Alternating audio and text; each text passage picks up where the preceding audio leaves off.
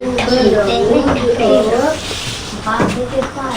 आज का ये हमारा नया टॉपिक है और इस टॉपिक का नाम है भुज और कोटि। इसमें हम लोग देखेंगे कि भुज क्या होता है और कोटि क्या होता है। ठीक है, तो सबसे पहले क्या करते हैं कि ये जो सवाल दिया हुआ है, पहला सवाल कि बिंदु -5 -12 का भुज क्या है। यहाँ पे पूछा गया है कि भुज क्या है। तो इस क्वेश्चन में हम लोग क्या करते हैं, दोनों सवाल को पहले समझ लेते हैं कि भुज किसे कहते हैं और कोटि किसे कहते हैं। तो हमेशा याद रखेंगे कि ये जो पहला वाला है अंक इसमें दिया हुआ, इसी को कहा जाता है भुज। ठीक है, और इसका जो दूसरा अंक है इसी को क्या कहा जाता है, कोटि कहा जाता है। ठीक है, तो इसमें कोई तरह का फॉर्मूला वगैरह नहीं है। इसमें हम लोग सिंपल ढंग से समझ लेंगे कि अगर ये बिंदु दिया हुआ है -5 -12, तो इसमें पहला वाला को भुज कहते हैं और दूसरा वाला को ही क्या कहते हैं, कोटि कहते हैं। तो हमारा जो आंसर हो जाएगा इसमें क्या हो जाएगा, आंसर हमारा कौन सा हो जाएगा, तो आंसर हमारा हो जाएगा -5। आंसर क्या हो जाएगा, -5 हो जाएगा। ठीक है, तो ये हमारा आंसर हो जाएगा भुज बराबर कितना, भुज बराबर -5। ठीक है, भुज बराबर कितना हो जाएगा, -5 हो जाएगा। यही आंसर है हमारा। कोटि नहीं दिया हुआ था, हमको निकालना था क्या, भुज। तो भुज बराबर कितना हो जाएगा, -5। ठीक है,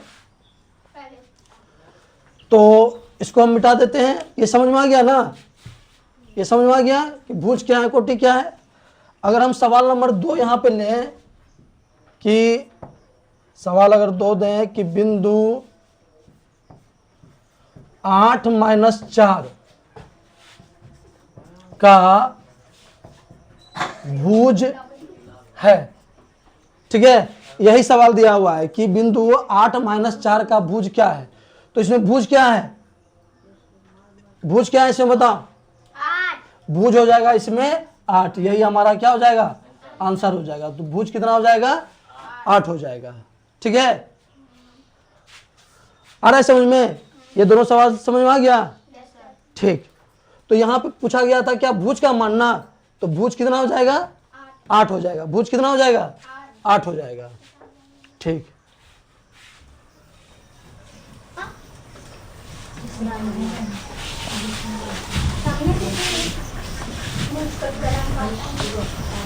क्वेश्चन नंबर 3 देखते हैं।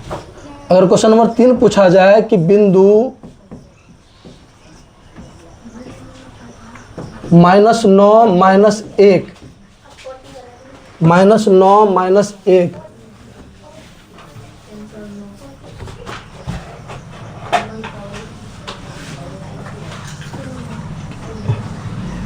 -9 -1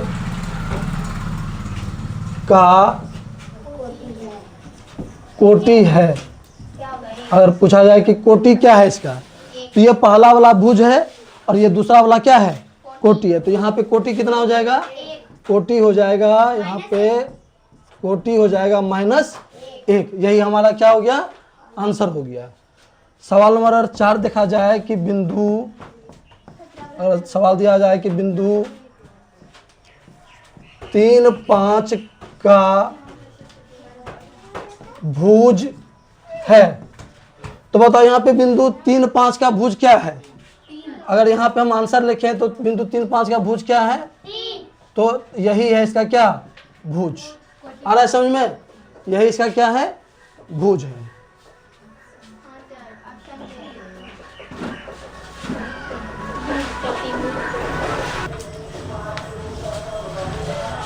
तो अब हम लोग चलते हैं क्वेश्चन नंबर 5 पे।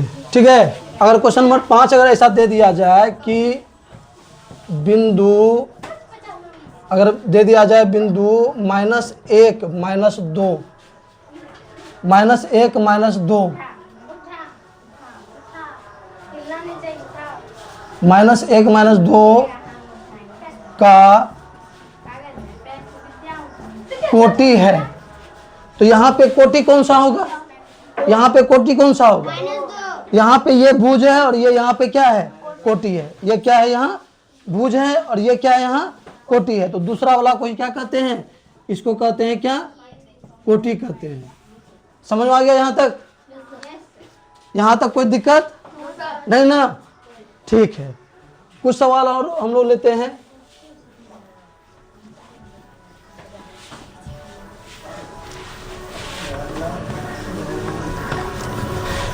अब क्वेश्चन नंबर 6 में बताना है डायरेक्ट, ठीक है, डायरेक्ट आंसर बताना है कि अगर हम यहाँ पे ले लें सवाल की बिंदु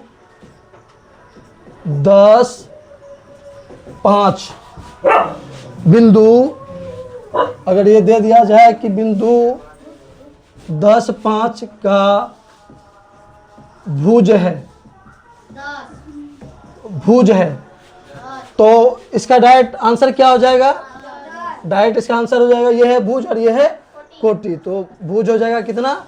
10। क्वेश्चन नंबर 7 में अगर लें कि बिंदु 8-4 का कोटि है, तो क्या होगा कोटि इसका? कोटि क्या होगा? आंसर बताना है डायरेक्ट कोटि, तो कोटि हो जाएगा डायरेक्ट कितना? -4। ठीक है। क्वेश्चन नंबर 8 है कि बिंदु, अगर क्वेश्चन नंबर 8 में पूछा जाए कि बिंदु 15-7 का कोटि है, तो बिंदु 15-7 का कोटि क्या होगा? इसमें बताना है कि यह जो बिंदु दिया हुआ है 15 और 7, इसमें कोटि कौन सा है? तो 15 है भुज और 7 है क्या इसमें? कोटि। तो हमारा आंसर क्या हो जाएगा? आंसर हो जाएगा हमारा 7। अगर क्वेश्चन नंबर 9 में दिया जाए कि बिंदु 8-9 का भुज है, तो क्या होगा भुज इसका? भुज कौन सा होगा? आंसर बताना है भुज का। यह है भुज और यह है कोटि, तो इसका आंसर क्या हो जाएगा? 8। एक सवाल और लेते हैं, लास्ट सवाल क्वेश्चन नंबर 10 लेते हैं कि बिंदु अगर दे दिया जाए कि -5 -7 का -7 -5 का कोटि है, तो इसमें कोटि क्या होगा इसका? अगर बोला जाए कि इसका कोटि क्या होगा, तो इसमें पूछा गया है कि कोटि क्या होगा, तो कोटि हो जाएगा कितना?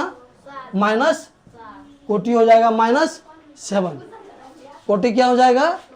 तो कोटि हो जाएगा -7। यहाँ तक कोई दिक्कत समझने में नहीं ना?